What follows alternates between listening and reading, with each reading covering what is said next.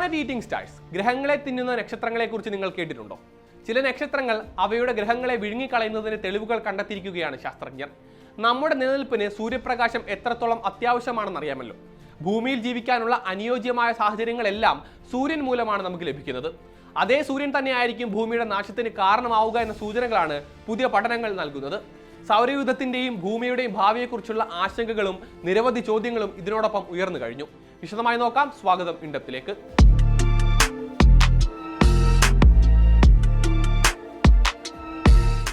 നമ്മുടെ സൂര്യന്റെ ആയുസ് പകുതി തീർന്നിരിക്കുന്നു. എത്ര കാലം കൂടി സൂര്യന് ആയുസുണ്ട്? അപ്പോൾ ഭൂമിക്ക് എന്ത് സംഭവിക്കും? സൂര്യനിലെ ഹൈഡ്രജൻ തീരുമ്പോഴായിരിക്കും അതിന്റെ നാശം ആരംഭിക്കുക എന്ന് ശാസ്ത്രലോകം പറയുന്നു. 500 കോടി വർഷങ്ങൾക്ക് ശേഷം സൂര്യൻ പതിയെ വലുതാവുകയും ഒരു ചുവന്ന ഭീമനായി വികസിക്കുകയും ചെയ്യും. അതിന്റെ വ്യാസം 100 ഇരട്ടിയിലധികം വർദ്ധിക്കും. ഇതിന്റെ ഫലമായി അടുത്തുള്ള ബുധനും ശുക്രനും സൂര്യന്റെ അന്തരീക്ഷത്തിൽ വീണ് നശിക്കും. ഇങ്ങനെ പരമാവധി വലിപ്പത്തിലെത്തുന്ന ഘട്ടത്തിൽ ഭൂമിയെ തന്നെ വിഴുങ്ങിക്കളയാൻ സാധ്യതയുണ്ടെന്നും പുതിയ പഠനം വ്യക്തമാക്കുന്നുണ്ട്. നാസയുടെ transiting exoplanet survey satellite ഉപയോഗിച്ചാണ് ശാസ്ത്രജ്ഞർ ഈ പഠനം നടത്തിയത്. യൂണിവേഴ്സിറ്റി ഓഫ് വാർവിക്കിലെ എഡ്വേർഡ് ബ്രെയിനും യൂണിവേഴ്സിറ്റി കോളേജ് ലണ്ടനിലെ വിൻസെന്റ് വാൻ ഈലനും നയിച്ച ഗവേഷക സംഘം യുവനക്ഷത്രങ്ങളെയും വൃദ്ധനക്ഷത്രങ്ങളെയും താരതമ്യം ചെയ്തായിരുന്നു പഠനം നടത്തിയത്. യുവനക്ഷത്രങ്ങളുടെ അടുത്തുള്ള ഭ്രമണപഥങ്ങളിൽ വലിയ ഗ്രഹങ്ങൾ കൂടുതലായി കാണപ്പെട്ടു. എന്നാൽ പ്രായം കൂടിയ നക്ഷത്രങ്ങളുടെ അടുത്ത് ഇത്തരം ഗ്രഹങ്ങൾ വളരെ കുറവാണ്.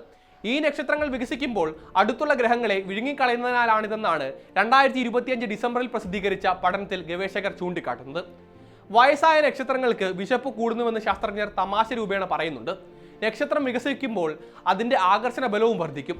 ഇത് ഗ്രഹങ്ങളുടെ ഭ്രമണപഥത്തെ തകരാറിലാക്കി അന്തരീക്ഷം നശിപ്പിച്ച് ഒടുവിൽ അവയെ പൂർണ്ണമായി വിഴുങ്ങിക്കളയാൻ ഇടയാക്കും. 2023 മറ്റൊരു അത്ഭുതകരമായ കണ്ടെത്തലുണ്ടായിരുന്നു.